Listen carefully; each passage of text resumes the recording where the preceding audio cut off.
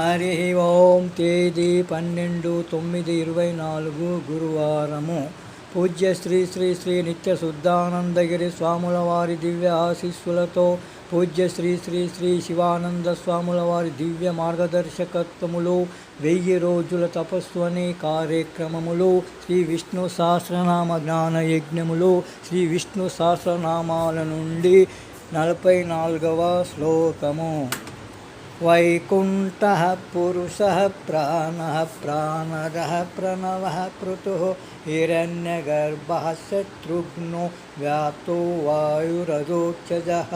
విష్ణు సహస్రనామాల నుండి 415వ నామము అధోక్షజః. ఓం అధోక్షజాయ నమః.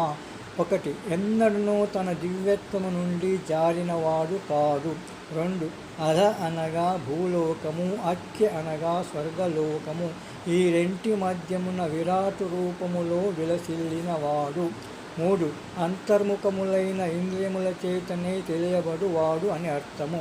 గోపాలకృష్ణ భగవానికి జై.